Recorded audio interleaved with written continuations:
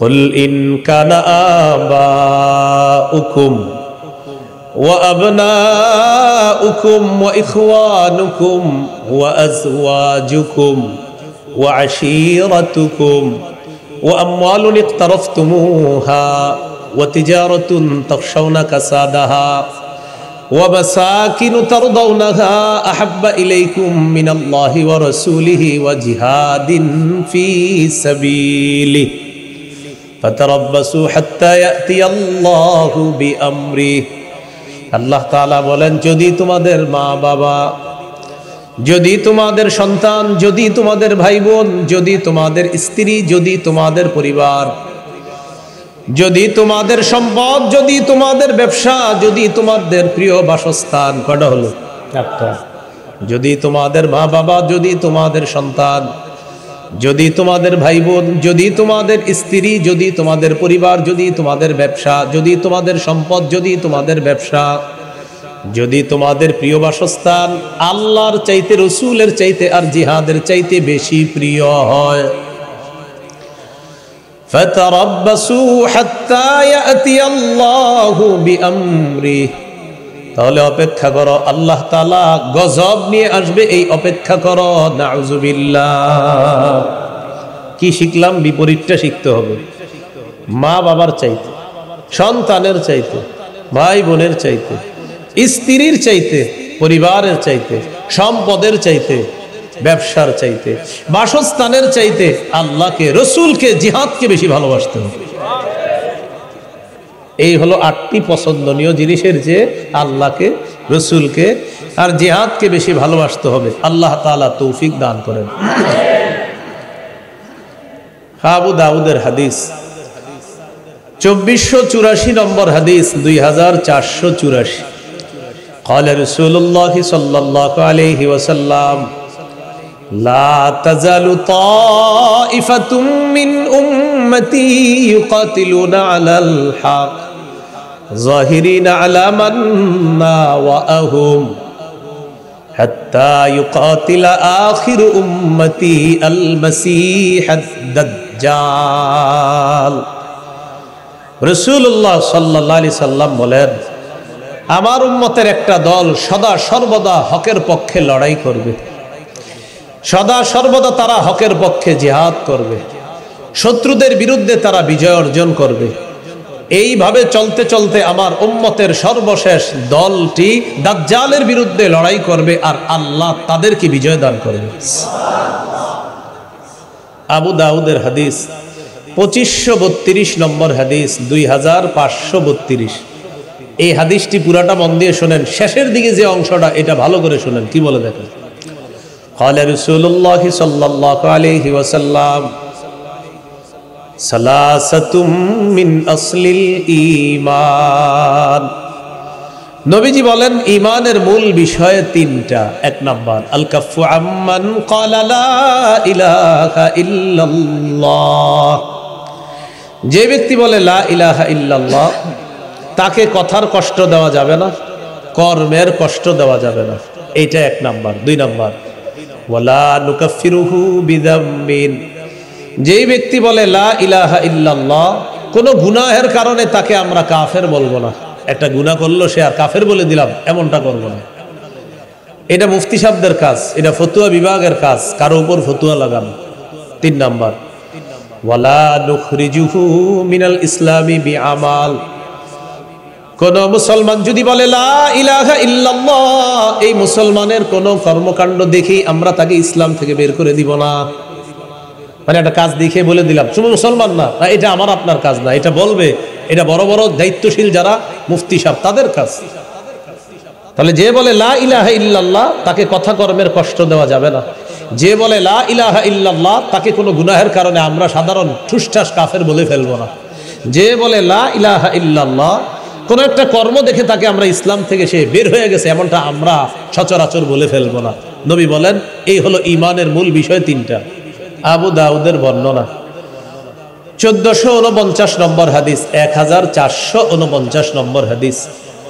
এই হাদিসের বর্ণনাকারী আব্দুল্লাহ ইবনে হুবশিকিল খাসআমি রাদিয়াল্লাহু তাআলা, তিনি বলেন, আন্না রাসূলুল্লাহ সাল্লাল্লাহু আলাইহি ওয়াসাল্লাম সুইলা আইয়ুল আমালি আফজালু ইয়া রাসূলুল্লাহ, ইয়া রাসূলুল্লাহ, আল্লাহর কাছে সবচেয়ে শ্রেষ্ঠ আমল কোনটি আপনার কাছে জানতে চাই। নবীজি বলেন তুলুল কিয়াম, লম্বা সময় নামাজে দাঁড়িয়ে থাকা, এটা হলো শ্রেষ্ঠ আমল। লম্বা সময় নামাজে দাঁড়িয়ে থাকা শ্রেষ্ঠ আমল।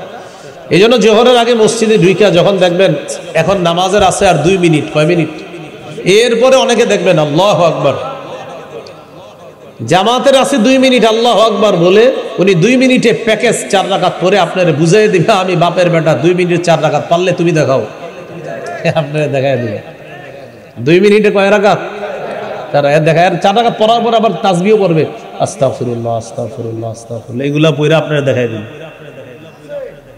তো এরকম করা যাবে না কিন্তু। হ্যাঁ, সুন্নত পড়তে পারেন নাই, বাস ফরজটা পড়েন, পড়ার পর 2 রাকাত সুন্নত পড়বেন, এরপর আগের বকেয়া 4 রাকাত ওই 2 রাকাত সুন্নত পড়ার পর পড়ে নেবেন। এইভাবে আমরা নামাজ সবচেয়ে ধীরস্থির ভাবে পড়ার চেষ্টা করব, আল্লাহ তৌফিক দান করেন। সহিহ বুখারীর বর্ণনা 757 নম্বর হাদিস। এক সাহাবীকে রাসূল সাল্লাল্লাহু আলাইহি সাল্লাম শিখিয়ে দিয়েছেন, 1 রাকাত নামাজ শিখিয়ে দিয়েছেন, দেওয়ার পর বললেন এই 1 রাকাত তোমাকে শিখাইয়া দিলাম, এইভাবে তুমি সব নামাজ পড়বা, তাহলে এটার নাম হবে নামাজ। আল্লাহ তাআলা আমাদেরকে সর্বোচ্চ গুরুত্ব সহকারে ইসলামের শ্রেষ্ঠ বিধান নামাজটা যেন আমরা আদায় করতে পারি, আল্লাহ তৌফিক দান করেন। তো নবীজির প্রশ্ন করলেন কোন ইবাদত শ্রেষ্ঠ? নবীজি বললেন তুলুল কিয়াম, লম্বা সময় দাঁড়িয়ে থাকা। দেখেন এটা শীতকাল চলতেছে, রাত্রে একটু তাহাজ্জুদ পড়ার চেষ্টা করবেন ইনশাআল্লাহ। হাদিসের একটা কিতাব আছে সহিহুত তারগীব, এই কিতাবের 630 নম্বর হাদিস। এই হাদিসের মধ্যে আসছে রাজুলুন কামা ফি লাইলাতিন বারিদাতিন মিন ফিরাশিহি ওয়া লিহাফিহি ওয়া দিসারিহি ফাকামা সুম্মা তাওয়াদ্দা সুম্মা কামা ইলাস সালাহ। এক ব্যক্তি প্রচন্ড শীতের রাত, লেপ কম্বল বিছানা ছেড়ে উঠছে, ওঠার পর ওযু করছে, করার পর নামাজের মধ্যে দাঁড়িয়েছে। এই ব্যক্তিকে দেখে আল্লাহ তাআলা খুশিতে হাসতে থাকে। ফেরেশতাদেরকে আল্লাহ বলে মা হামালা আবদি হাদা আলা মা সানাআ, আচ্ছা আমার বান্দা যে এই শীতের রাতে নামাজে দাঁড়িয়েছে, কেন দাঁড়িয়েছে?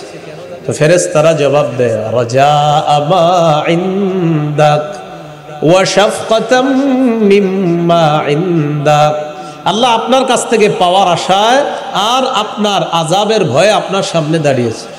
আল্লাহ তাআলা বলেন আতাইতুহু মা রাজা ওয়া আমানতুহু মিম্মা ইয়াখাফ, সে যে আশায় দাঁড়িয়েছে তোমরা সাক্ষী থাকো, আমি তাকে দিয়ে দিলাম। সে যে ভয়ে দাঁড়িয়েছে সাক্ষী থাকো, সেই ভয় থেকে আমি তাকে নিরাপত্তা দান করলাম। মাজমাউজ জাওয়ায়েদ 2 নম্বর খণ্ড 258 নম্বর পৃষ্ঠা। একজনের সুন্দরী স্ত্রী আছে আর নরম বিছানা আছে। ওয়াল্লাযী লাহু ইমরাআতুন হাসানাতুন ওয়া ফিরাশুন লাইয়িন, কারো সুন্দরী স্ত্রী আছে, নরম বিছানা আছে, রাত 3টা-4টা বাজে ঘুম ভাঙছে, ভাঙার পর দেখে স্ত্রী ঘুমায়, আশেপাশে বীরপুর 1 নম্বরের সব মানুষগুলা ঘুমায়, যদিও 1 নম্বরেও 3টা-4টাও আপনি অত ঘুমন্ত মানুষ পাবেন না, অনেক জাগ্রতও পাবেন। জাগ্রত পাবেন যাদেরকে, এদের অনেকে ভালো কাজে পাবেন, কিন্তু বেশিরভাগ যাদেরকে পাবেন সেই কাজটা যে কি কাজ আল্লাহ তাআলা ভালো জানেন। তো যাই হোক, এখন আপনি ওই টাইমে উঠলেন, ওঠার পর আপনি ওযু করলেন, করার পর আপনি নামাজে দাঁড়াইলেন। ইউহিব্বু ওয়া ইয়াস্তাবশিরু ওয়া ইয়াদহাকু, পাশে সুন্দরী স্ত্রী, নরম বিছানা, আর এই ব্যক্তি তাহাজ্জুদে দাঁড়িয়ে গেছে। এই ব্যক্তিকে আল্লাহ ভালোবাসে, তার প্রতি আল্লাহ খুশি হয়, তাকে দেখে আল্লাহ হাসতে থাকে। তো সাহাবী প্রশ্ন করলেন হুজুর আল্লাহর কাছে শ্রেষ্ঠ ইবাদত কোনটা? নবী বললেন তুলুল কিয়াম, লম্বা সময় নামাজে দাঁড়িয়ে থাকা।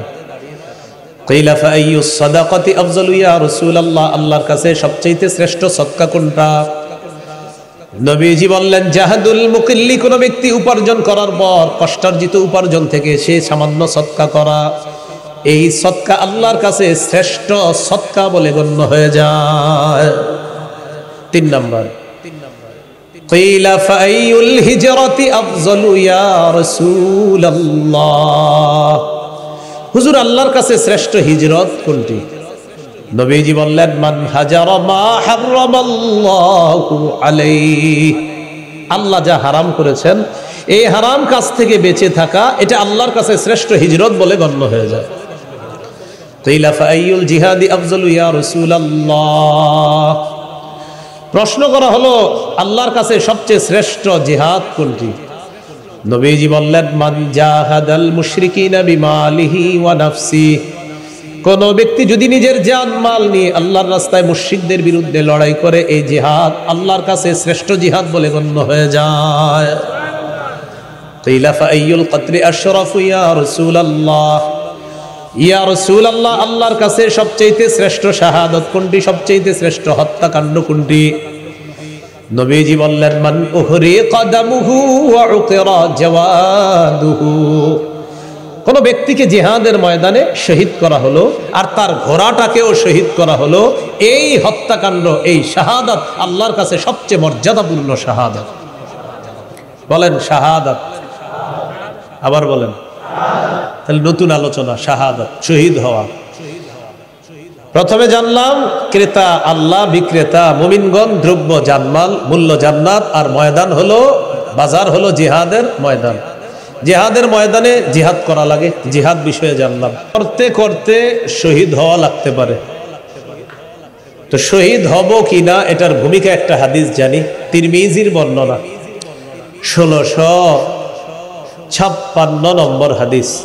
ক্বালা রাসূলুল্লাহ সাল্লাল্লাহু আলাইহি ওয়াসাল্লাম, লা ইউকলামু আহাদুন ফি সাবিলিল্লাহ ওয়াল্লাহু আ'লামু বিমান ইউকলামু ফি সাবিলিহি ইল্লা জাআ ইয়াউমাল কিয়ামাহ আল-লাউনু লাউনুদ দাম ওয়ার রিহু রিহুল মিস। কোন ব্যক্তি আল্লাহর রাস্তায় জিহাদ করার জন্য গেছে, আঘাত লাগছে শরীরের মধ্যে, এই আঘাত লাগার কারণে কিয়ামতের ময়দানে এই ব্যক্তি যখন আল্লাহর সামনে যাবে, তার রং হবে রক্তের রং, আর তার শরীর থেকে মেশক আম্বরের ঘ্রাণ বের হবে। তিরমিজির হাদিস, 1655 নম্বর হাদিস। ক্বালা রাসূলুল্লাহ সাল্লাল্লাহু আলাইহি ওয়াসাল্লাম, সালাসুন হাক্কুন আলাল্লাহি আউনুহুম। নবী বলেন, তিন ব্যক্তিকে সাহায্য করা আল্লাহ নিজের উপর ওয়াজিব করে নেয়। এক নাম্বার, আল মুজাহিদু ফি সাবিলিল্লাহ। কোন ব্যক্তি যদি আল্লাহর রাস্তায় জিহাদ করে, এই মুজাহিদকে, মুজাহিদের পরিবারকে সাহায্য করা আল্লাহ নিজের উপর ওয়াজিব করে নেয়। দুই নাম্বার, ওয়াল মুকাতাবুল্লাযী ইউরিদুল আদা। কোন গোলাম তার মনিবের সাথে চুক্তিবদ্ধ হয়েছে, এই পরিমাণ টাকা দিলে মনিব তাকে আজাদ করে দিবে, এই গোলামকে গোলামের জিনজির থেকে মুক্ত করার জন্য আল্লাহ তাকে সাহায্য করা নিজের উপর ওয়াজিব করে নেয়। তিন নাম্বার, ওয়ান্নাকিহুল্লাযী ইউরিদুল আফাফা। যে ব্যক্তি বিয়ের মাধ্যমে নিজেকে পুত পবিত্র করতে চায়, আল্লাহ তাআলা তাকে সাহায্য করা নিজের উপর ওয়াজিব করে নেয়। এই তিন ব্যক্তির একজন হলো আল্লাহর রাস্তার মুজাহিদ। তো জিহাদে গেলে শরীরে আঘাত লাগতে পারে, আবার যদি নসিব ভালো হয় শাহাদাতের মর্যাদাও লাভ করতে পারি। আল্লাহ তাআলা তৌফিক দান করেন। সহিহ বুখারীর বর্ণনা, 3123 নম্বর হাদিস। عن أبي هريرة رضي الله تعالى عنه قال قال رسول الله صلى الله عليه وسلم تكفل الله لمن جاهد في سبيل الله لا يخرجه إلا الجهاد في سبيله وتصديق كلماته بأن يدخله الجنة أو يرجعه في مسكنه الذي خرج منه ما نال من أجر أو غنيمة। এক ব্যক্তি জিহাদে বের হয়েছে, জিহাদে বের হওয়ার পর আল্লাহর রাস্তায় লড়াই করতেছে, আল্লাহর রাস্তায় লড়াই করতেছে, তার শুধুমাত্র নিয়ত, আল্লাহ আমি তোমাকে খুশি করার জন্যই জিহাদে আসছি, আল্লাহ তুমি পুরস্কার দিবা, এই আশায় জিহাদে আসছি।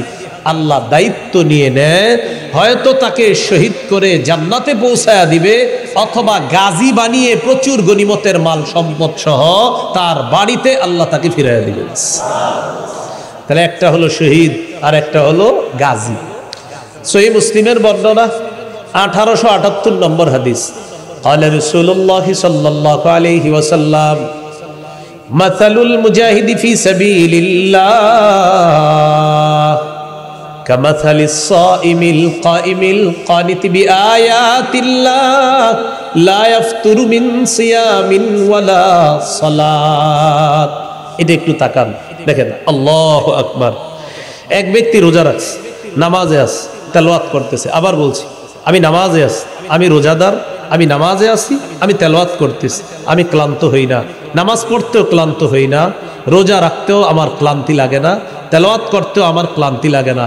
নবীজি বলেন ক্লান্তিহীন রোজাদার, ক্লান্তিহীন নামাজ আদায়কারী, ক্লান্তিহীন তেলাওয়াতকারী এই ব্যক্তির যেমন সওয়াব, মুজাহিদ আল্লাহর রাস্তায় পা রাখার সাথে সাথে হাত্তা ইয়ারজি আল মুজাহিদু ফি সাবিলিল্লাহ, মুজাহিদ আল্লাহর রাস্তায় পা রেখে ফিরে আসার আগ পর্যন্ত তার আমল নামায় ক্লান্তিহীন রোজাদার, ক্লান্তিহীন সালাত আদায়কারী আর তেলাওয়াতরত ব্যক্তির যেই পুরস্কার, আল্লাহ মুজাহিদের আমল নামায় ফিরে আসার আগ পর্যন্ত এই পুরস্কার তার আমল নামায় লিপিবদ্ধ চলতেই থাকে, চলতেই থাকে।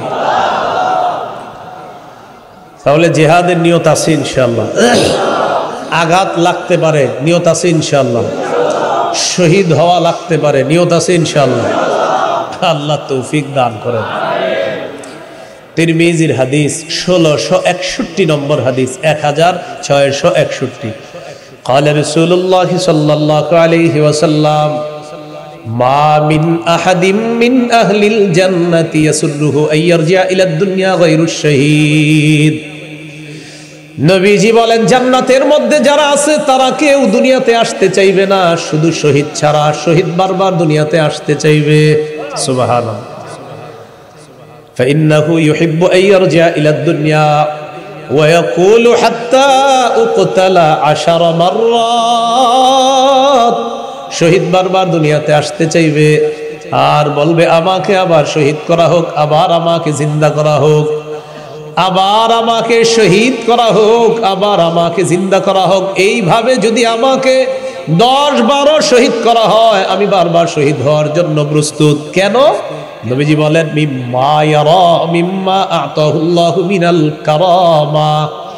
আল্লাহ শহীদকে যেই পুরস্কার দান করেছেন, এই পুরস্কার শহীদ পাওয়ার পর শহীদ বারবার চাইবে আল্লাহ আমি দুনিয়াতে আবার যাব, আবার শহীদ হব, আবার পুরস্কার নিব, আবার যাব, আবার শহীদ হব, আবার পুরস্কার নিব। বাবু 10-12 যদি শহীদ করো আমি রাজি আছি, আমি বারবার তোমার কাছে পুরস্কার নিতে চাই। এবার আমার দিকে একটু তাকান, দেখেন এই যে হযরত চিমটি কিন্তু দিব না আপনি, আপনি আবার সবাই বুঝাই না দিছি। হ্যাঁ, আমি চিমটির অভিনয় করতেছি, আপনাদের দিব না। তো এইভাবে একটা চিমটি দিলাম, তো হালকা চিমটির মতো একটা আঘাত লাগছে এরকম। নবীজি বলেন যে শহীদ হয়, শহীদ শুধু এতটুকুই ব্যথা উপলব্ধি করতে পারে, এই হালকা একটু লাগছে বাস শহীদ। তো রাসূলুল্লাহ সাল্লাল্লাহু আলাইহি সাল্লাম তিরমিজির বর্ণনায় বলে দিলেন যে শহীদ এত পুরস্কার পায়, তাই তার মনে হবে আমি যদি আবার যাই তো আবার এই পুরস্কার আমি নেওয়ার জন্য দুনিয়াতে যাব। সুবহানাল্লাহ। সূরা আলী ইমরান 169 নম্বর আয়াত। এই আয়াত আল্লাহ কেন নাজিল করলেন প্রেক্ষাপটটা শুনেন। প্রেক্ষাপটটা আবু দাউদের 2520 নম্বর হাদিসে আছে, 2520 নম্বর হাদিসে সূরা আলী ইমরানের 169 নম্বর আয়াত নাজিলের প্রেক্ষাপট আছে।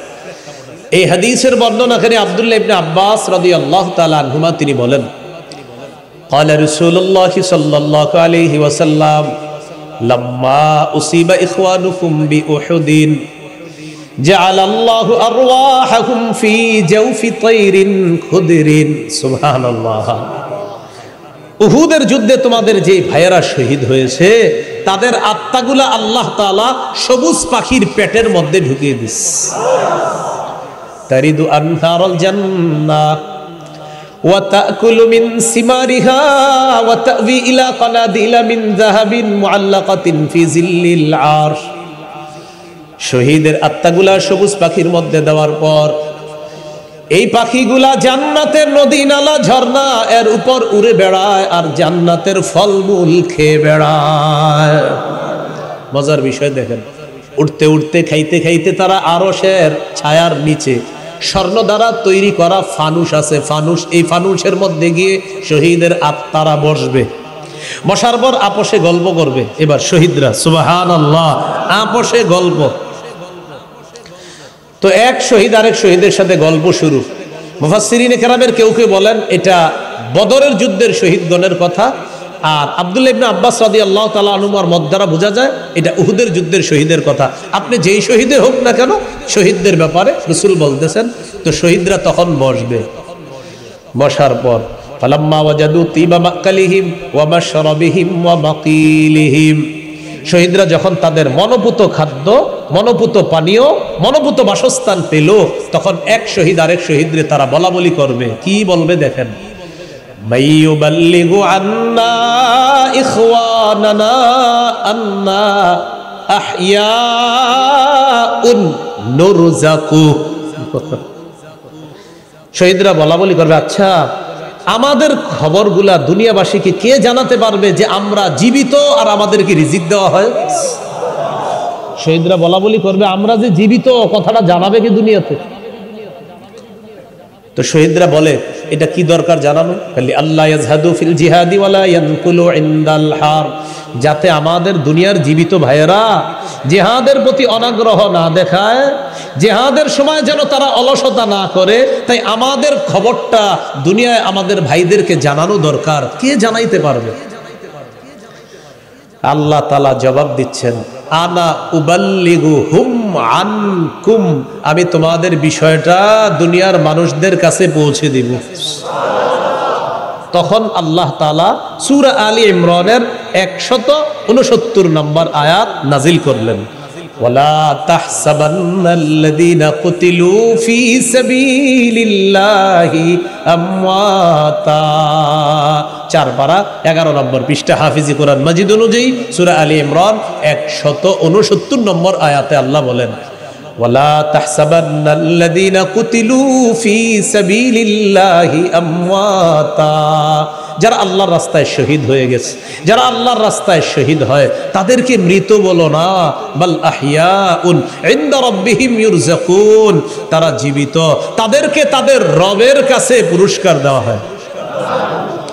মাজার মসজিদের মুয়াজ্জিন সাহেবরা ছিলেন হাফেজ মাওলানা এমদাদুল ইসলাম সাহেব না? এখনো আছে, এখন সানি ইমাম সাহেব, ওনার একটা গজল আছে দেখবেন, মুজাহিদ হয় শহীদ মরে যায় না, তোমরা তাদেরকে মৃত বলো না। এরকম অনেক আগে আমরা ক্যাসেটে শুনছি, মুজাহিদ হয় শহীদ মরে যায় না, তোমরা তাদেরকে মৃত বলো না। ওনার একটা এরকম গজল ছিল, আগে উনি সুন্দর সুন্দর গজল গাইতেন। তো যাই হোক, হ্যাঁ আচ্ছা আচ্ছা, এখনো গজল গায়। তো এখন সানি ইমাম, এখন ইমাম সাহেব। তো হজরতের এই গজলটা দেখবেন, উনি সুন্দর কথা বলছে, মুজাহিদ হয় শহীদ মরে যায় না, তোমরা তাদের কবু মৃত বলো না। আমার পুরাপুরি বাংলাটা মনে নেই, বাকি এরকমই বিষয়বস্তু। তো দেখবেন চমৎকার গাইছে গজলটা। তো বাস্তব কথা, সূরা আলী ইমরানের 169 নম্বর আয়াতে আল্লাহ বলেন, ওয়ালা তাহসাবান্নাল্লাযীনা কুতিলু ফী সাবিলিল্লাহি আমওয়াতা, যারা আল্লাহর রাস্তায় শহীদ হয় তাদেরকে মৃত মনে করো না, তাদেরকে মৃত বলবা না। এখানে তাহসাবান্না সূরা বাকারায় আছে, ওয়ালা তাকুলু লিমান ইউকতালু ফী সাবিলিল্লাহি আমওয়াত, যারা আল্লাহর রাস্তায় শহীদ হয় তাদেরকে মৃত বলো না। সূরা আলী ইমরানে আছে মৃত মনে করো না, আর সূরা বাকারা আছে তাদেরকে মৃত বলো না। বাল আহইয়াউন, সূরা বাকারা আছে ওয়ালাকিন লা তাশউরুন, তোমরা বুঝো না তারা যে জীবিত। আর সূরা আলী ইমরানে আছে তারা জীবিত, শুধু জীবিতই না, তাদেরকে আল্লাহর কাছে রিজিক দেওয়া হয়। ফরিহিনা বিমা আতাহুমুল্লাহু মিন ফাদলিহি, আল্লাহ তাদেরকে যে পুরস্কার দান করেছেন এই পুরস্কার নিয়ে তারা সন্তুষ্ট, তারা আনন্দিত, তারা উল্লাসিত। সুবহানাল্লাহ। শহীদরা এমন কি পুরস্কার পায় যে পুরস্কার পেয়ে তারা এত আনন্দিত? একটা স্যাম্পল শুনেন, পুরাপুরি কিন্তু নবী বলে নাই যে আল্লাহ যে কি পুরস্কার দিবে, এটা শহীদরা পাওয়ার কারণে বারবার মনে হবে দুনিয়াতে যাব, আবার জিন্দা হবো, আবার শহীদ হবো, এটা নবী বললেন। এরপরে নবীজি সাল্লাল্লাহু আলাইহি সাল্লাম কিছু পুরস্কারের কথা আমাদেরকে জানাইছে। তিরমিজির হাদিস 1663 নম্বর হাদিস। এই হাদিসে 6টা পুরস্কারের কথা আছে, যদি পারেন একটু মনে রাখার চেষ্টা করবেন। قال رسول الله صلى الله عليه وسلم للشهيد عند الله 6 خصال, নবীজি বলেন আল্লাহর কাছে শহীদের স্পেশাল 6টা মর্যাদা, 6টা পুরস্কার। কয়টা? 1 নাম্বার, ইগফারু লাহু ফি আউয়ালি দাফআতিন ওয়া ইউরা মাকআদুহু মিনাল জান্নাহ, শহীদের শরীরের রক্তের প্রথম ফোঁটাটা পরে আগের সবগুলা গুনাহ মাফ হয়ে যায়, আর ওই মুহূর্তে জান্নাতে তার আসনটা তাকে দেখানো হয়। আমি আপনাদেরকে আমার দেশের মতো বুঝাই দিই, দেখেন মানে সহজভাবে বুঝাই দিই, বাঙালি মানুষ বুঝাই দিই। যে শহীদ মরতেছে, রক্তের ফোঁটাটা পড়তেছে, আল্লাহ তো জানে যে তিনি শহীদ হবে, আগের গুনাহ মাফ, আর জান্নাতের আসনটা দেখানো হয়। মানে এই শহীদ শোনো, এই তুমি এই যে শহীদ হবা, তুমি শহীদ হবা আর এখানে থাকবা, শহীদ হবা এখানে থাকবা, এখানে থাকবা, এটা দেখা। এবার বুঝছেন নি সবাই? এটা হলো প্রথম পুরস্কার। ইউগফারু লাহু ফি আউয়ালি দাফাতিন ওয়া ইউরা মাকআদুহু মিনাল জান্নাহ। প্রথম ফোঁটাটা পড়ার সাথে সাথে আগের সব গুনাহ মাফ, আর ওই মুহূর্তে জান্নাতে তার আসনটা তাকে দেখানো হয়। 2 নম্বর, ওয়া ইউজারু মিন আযাবিল কবরি। আমরা যে তাকে কবর দিব, কবরের আযাব থেকে তাকে নিরাপত্তা দেওয়া হয়। 3 নম্বর, ওয়া ইয়ামানু মিনাল ফাজাইল আকবার। কিয়ামতের ময়দানের বিভীষিকাময় মুহূর্ত, জাহান্নামের আযাব থেকে সে নিরাপত্তা লাভ করবে। 4 নম্বর, ওয়ায়ুদউ আলা রাসিহি তাজুল ওয়াকারিল ইয়াকুতাতু মিনহা খায়রুম মিনাদ দুনিয়া ওয়া মা ফিহা। জান্নাতের মরমর পাথর খচিত মুকুট শহীদের মাথায় পরিয়ে দেওয়া হবে। এই মরমর পাথরের দাম কত? দুনিয়ার মধ্যে যা কিছু আছে এর চাইতে আরো দামি। 5 নম্বর, 5 নম্বরটা কি বলবো? সবাই বলেন, জোরে বলেন। ওয়ায়ুযাওয়াজু সিনতাইনি ওয়া সাবঈনা যাওজাতাম মিনাল হুরিল আইন। 72 জন হুরকে শহীদের সাথে বিয়ে দেওয়া হবে। কয়জন হুর? হ্যাঁ, 72 জন। 6 নাম্বার, ওয়ায়ুশাফাউ ফি সাবঈনা মিন আকারিবিহি। শহীদের নিকট আত্মীয়দের মধ্যে কমপক্ষে 70 জনের ব্যাপারে তার সুপারিশ গ্রহণ করা হবে, আল্লাহর কাছে গ্রহণ করা হবে, তার সুপারিশ গৃহীত হবে 70 জনের ব্যাপারে। এই 6টা পুরস্কার। এই জন্য রাসূলুল্লাহ সাল্লাল্লাহু আলাইহি সাল্লাম বলেন, সহিহ বুখারী 2797 নম্বর হাদিস, قال رسول الله صلى الله عليه وسلم والذي نفسي بيده لوددت أني أقتل في سبيل الله ثم أحيا ثم أقتل ثم أحيا ثم أقتل ثم أحيا ثم أقتل ثم أحيا ثم أقتل। নবীজি বলেন, আল্লাহর কসম আমার মন চায় আমি শহীদ হব, আবার আমাকে জিন্দা করা হবে, আবার শহীদ হব, আবার আমাকে জিন্দা করা হবে, আবার শহীদ হব, আবার আমাকে জিন্দা করা হবে। হাদিসের ভাষ্য অনুযায়ী বোঝা যায় নবী চান আমাকে যতবার শহীদ করা হবে আমি চাই ততবার আবার জিন্দা করা হোক, আবার শহীদ করা হোক। তাহলে শহীদ হওয়ার নিয়ত আছে ইনশাআল্লাহ। তো 3টা আলোচনা শিখলাম এই পর্যন্ত। কয়টা? 1 নাম্বার বাজার, জিহাদের ময়দান। 2 নাম্বার জিহাদ, 3 নাম্বার শহীদ। এক জিহাদের ময়দানে নেতৃত্ব দেওয়ার জন্য একজন আমির লাগবে। কি লাগবে? হ্যাঁ বলেন, আল্লাহ। এমন একজন শাসক দিয়ে দেন, যেই শাসক দেশ পরিচালনা করবে, পাশাপাশি জিহাদেরও নেতৃত্ব দিবে। এমন একজন শাসক আল্লাহর কাছে চাইতে হবে। সূরা হজের 41 নম্বর আয়াতে আল্লাহ বলেন, আল্লাযীনা ইম্মাক্কান্নাহুম ফিল আরদি আকামুস সালাহ ওয়া আতাউয যাকাহ ওয়া আমারু বিল মা'রুফি ওয়া নাহাউ আনিল মুনকার। আল্লাহ তাআলা বলেন, যাদেরকে আমি জমিনের শাসন ক্ষমতায় বসাই তাদের কাজ হবে 4টা। 1 নাম্বার নামাজ কায়েম করবে, 2 নাম্বার যাকাতের বিধান চালু করবে, 3 নাম্বার নেক কাজের আদেশ করবে, সৎ কাজের আদেশ করবে, 4 নাম্বার অসৎ কাজ থেকে নিষেধ করবে। আমরা বারবার ঘুরিয়ে ফিরে যাদেরকে বসাই তাদের মধ্যে এই 4টা নাই। কি ঠিক? কি ঠিক? আপনারাই তো আবার এটা গিয়ে করেন। এটাও ঠিক, সবই ঠিক। এবার সিদ্ধান্ত নিতে হবে, আর ভুল করা যাবে না। ইসলামী মাইন্ডের যারা আমরা আছি, আমাদের এবার যদি ভুল হয়ে যায় আগামী 50 বছর আর চান্স পাওয়া যাবে না। এটা একটা সুযোগ চলতেছে। এই জন্য এই সুযোগ, আমি ছোট কম বয়স আমার এখনো, আমি ছোট মানুষ হিসাবে বলছি, কেন জানে আমার মনে হচ্ছে এই সুযোগ হাতছাড়া হলে আল্লাহ জানে আর 50 বছরে পাওয়া যায় কিনা। এরপরে বড়রা তারা আরো অভিজ্ঞ মতামত পেশ করবে, তারা আমার চেয়ে অবশ্যই তারা অভিজ্ঞতা সম্পন্ন মানুষ, তাদের মতামত আরো সুন্দর হবে। তা আমার মনে হচ্ছে কাঁচা বুদ্ধিতে মনে হচ্ছে আর এই চান্স এত সহজে পাওয়া যাবে না। পাওয়া যাবে না বলতে পেতে দিবে না অন্যরা। এই সুযোগটা আমরা কাজে লাগাইতে হবে। এই জন্য বলেন আল্লাহ, বাংলাদেশে শরিয়া আইন চাই। শরিয়া আইন চায় না তারা কোনো না কোনো অপরাধে, অপরাধী যারা। শরিয়া আইন চায় না তারা কোনো না কোনো অপরাধে অপরাধী যারা।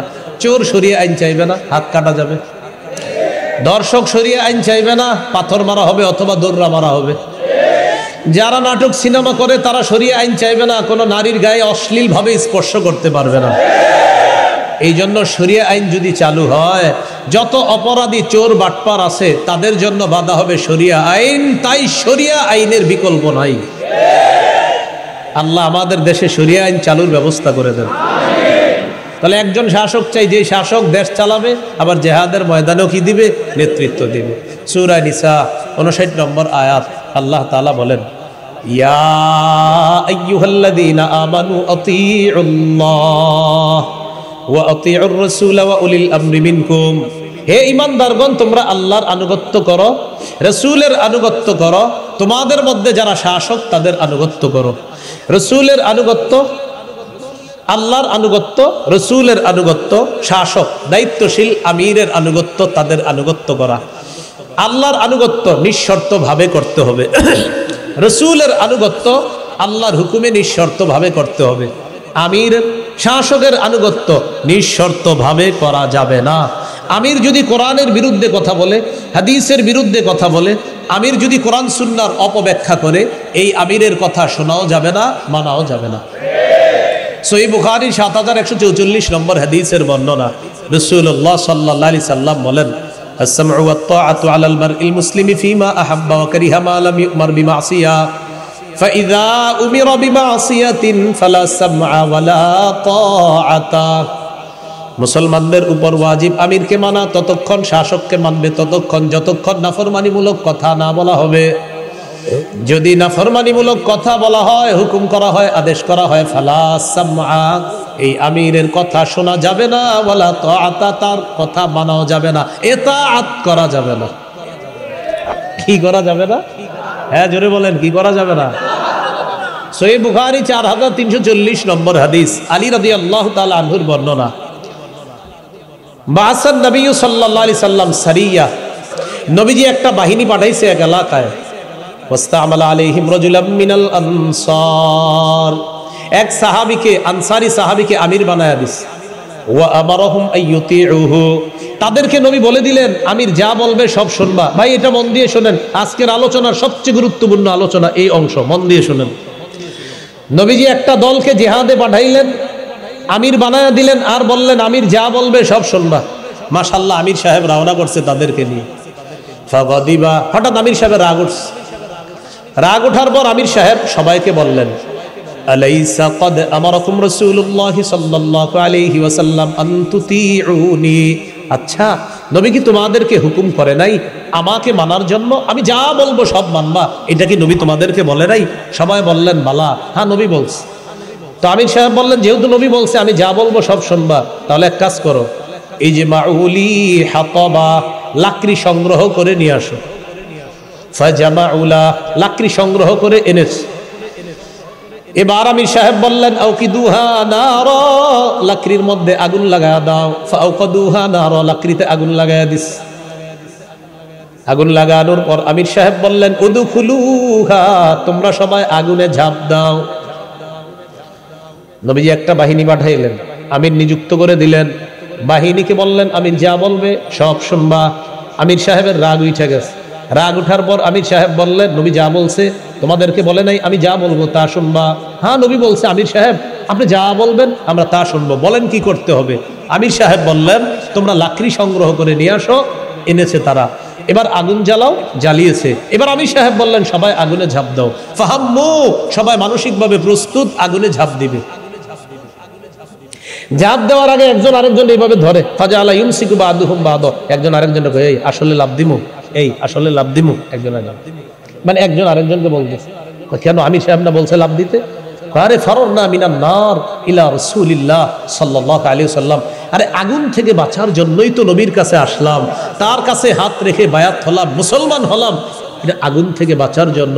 সেই নবী আমিরের কথা মানতে গিয়ে আগুনে ঝাঁপ দিতে বলবে, এটা কেমন জানি লাগতেছে, আসলে ঝাঁপ দিব তো দিমু কি দিব না করতে করতে হাত্তা খামাদাতিন নার, আগুন নিভে গেছে। বলেন আলহামদুলিল্লাহ। ওয়া সাকানা গদবুহু, আমির সাহেবের রাগও ঠান্ডা হয়ে গেছে। বলেন আলহামদুলিল্লাহ। শুধু হযরত জিটটা 10 বছরও ঠান্ডা হইল না। বুঝলাম না কি ঠিক? থামেন থামেন থামেন, না আমি তো কিছু বলি না, এমনি বললাম একদম। আল্লাহ ঠান্ডা করে দেখ, সারা পৃথিবীর সবাইকে আল্লাহ এক ন্যাক করে দেখ। আল্লাহ আপনি কবুল করেন। তা আগুনে ঝাঁপ দিল না, এই ঘটনা নবীজির কাছে গেছে। যাওয়ার পরে নবীজি বললেন, সর্বনাশ, লাউ দাখালুহা মা খারাজু মিনহা ইলা ইয়াউমিল কিয়ামা, তারা যদি আমিরের কথা শুই না আগুনে ঝাঁপ দিত, কিয়ামত পর্যন্ত আগুন থেকে বের হতে পারত না। হাদিসের শেষে বললেন, ইন্নামাত তাআতু ফিল মারুফ, আমিরের কথা মানতে হবে শুধু ন্যায়সঙ্গত কথা কাজে। আমির নাফরমানিমূলক কথা বললে আমিরের কথা মানাও যাবে না, শোনাও যাবে না। ওলামায়ে হক্কানি, ওলামায়ে উম্মত, লাখ লাখ আলেম যদি বলে যে ভাই অমুকের কিছু ভুল আছে, তার এই সিদ্ধান্তগুলা ভুল আছে, এক্ষেত্রে প্রশ্নও তোলা যাবে না। আর বাস আলেমদের কথা মেনে নেওয়াটা বুদ্ধিমানের কাজ, মেনে না নেওয়া গোমরাহি পথভ্রষ্টতার কাজ। সরাহাতান কথা ভাই। এই জন্য বুদ্ধিমানের কাজ হলো আলেমদের কথাটা মেনে নেন আপনি। আল্লাহ তৌফিক দান করেন। 4টা বিষয় শিখলাম। বাজার জিহাদের ময়দান, জিহাদের ময়দানে জিহাদ করতে হবে, জিহাদ করতে করতে শহীদ হতে হবে, এই নিয়ত রাখতে হবে। শহীদ হওয়ার নিয়ত আছে তো? একটা হাদিস বলা হয় না, বলে ফেলি। সহিহ মুসলিমের 1909 নম্বর হাদিস, রাসূলুল্লাহ সাল্লাল্লাহু আলাইহি সাল্লাম বলেন, মান সাআলাল্লাহ শাহাদাতা বিসিদকিন। এই হাকিমুল উম্মত মাদ্রাসা আশেপাশে আপনার কেউ নিয়ত করছে, আল্লাহ আমি শহীদ হব, পাক্কা নিয়ত করছে। বাল্লাগাহুল্লাহু মানাজিলাশ শুহাদা ওয়া ইন মাতা আলা ফিরাশি। এই ব্যক্তি এই মিরপুরি এলাকায়ও যদি মারা যায়, তার বিছানায় মারাও যদি যায়, তো পাক্কা নিয়ত, আল্লাহ তাকে শহীদদের মর্যাদায় পৌঁছায় দেবে। এগুলো 3 নাম্বার। 4 নাম্বার, একজন আমির লাগবে। আর আমির কে হবে? তো বলছিলাম একজন শাসক, যে শাসক হবে আদর্শ শাসক। ওই শাসক আমাদেরকে দেশও চালাবে, আবার জিহাদের ময়দানে নেতৃত্ব দিবে। আল্লাহ তাআলা আমাদের সকলকে যে কথাগুলো বললাম শুনলাম, আমরা সবাই যেন আমল করার তৌফিক দান করেন।